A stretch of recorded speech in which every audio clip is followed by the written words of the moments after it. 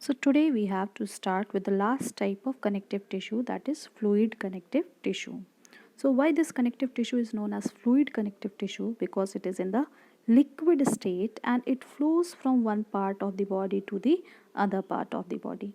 That is why this connective tissue is known as fluid connective tissue.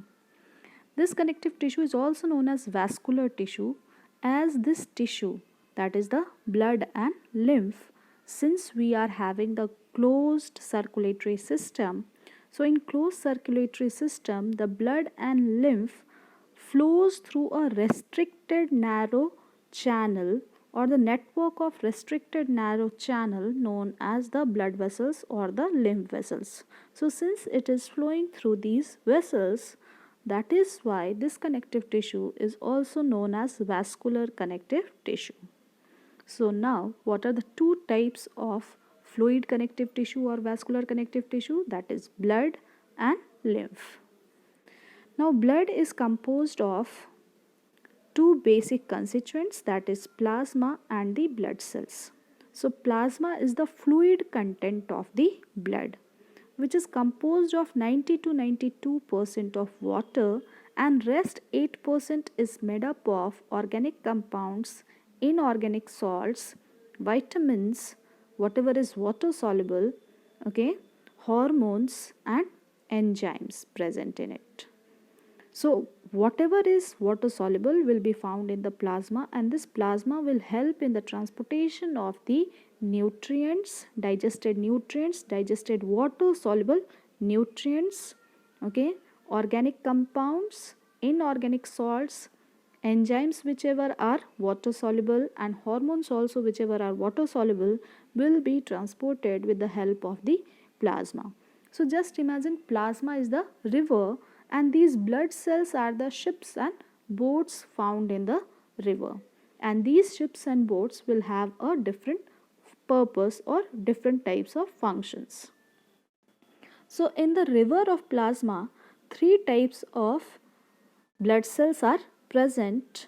These blood cells are RBC, WBC and platelets. RBC stands for red blood cells or red blood corpuscles, or it is also known as erythrocyte. WBC stands for white blood cells or white blood corpuscles or lymphocytes. Platelets are also known as thrombocytes. Just have a look of this. So, red blood cell, it is also known as erythrocyte, white blood cell, that is also known as leukocyte, and platelets, which is also known as thrombocyte. So these are the three types of ships or boats found in the river of plasma.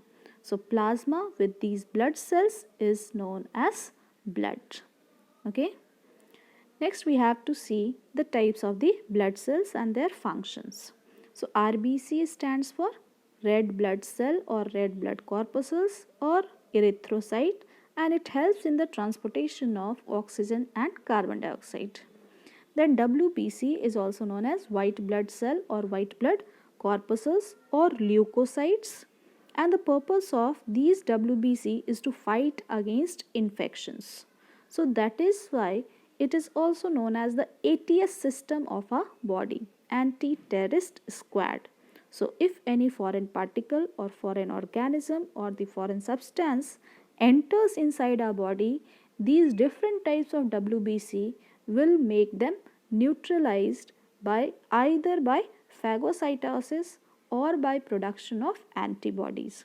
So in this manner, WBC helps in providing the immunity, and in the current situation, that is in COVID-19 situation, these WBC is basically fighting against that infection right now. So you can easily understand this type of blood cell provides you immunity or helps you to give you immunity, and immunity is derived from the term immunis, which means resistance to fight against diseases.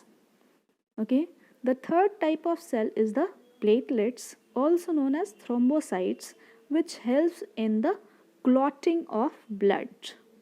Okay, so human RBC or mature mammalian RBC is enucleated, WBC is nucleated, platelets also nucleated. Now lymph, what is lymph? if you remove RBC from the blood, whatever is left, that is known as lymph. So it will have the plasma, it will have the WBC, and it will have the platelets. It is a straw colored fluid. Why straw colored fluid? Because RBC is not there, so there will be no red color. Okay. So just the capillary system shown over here. So lymph is whatever plasma oozes out from the blood vessel. The red one and the blue one is the blood vessel. Red one is the artery, blue one is the vein, and the green one is the lymph capillary and the lymphatic vessels. So lymph will flow in lymph capillary and lymphatic vessels. Blood will flow in the arteries, veins, and capillaries. So from the blood vessels, whatever oozes out, that is, whatever plasma that oozes out from the blood vessels is known as lymph, which is flowing through the lymph vessels. The function of blood and lymph is transportation. So what are the substances which are transported? That is digested nutrients, okay, hormones, enzymes, okay, then organic compounds, inorganic salts. Whatever is water soluble will be transported by the plasma part of the blood, and the fat soluble vitamins and the fat soluble nutrients will be transported by the lymph. Okay, now you know the function of RBC, you know the function of WBC, and you know the function of platelets. Okay, then it also provides immunity. Just now you have seen that WBC is responsible for helping you to fight against diseases, and this is known as immunity. So this is all for today. Thank you everyone.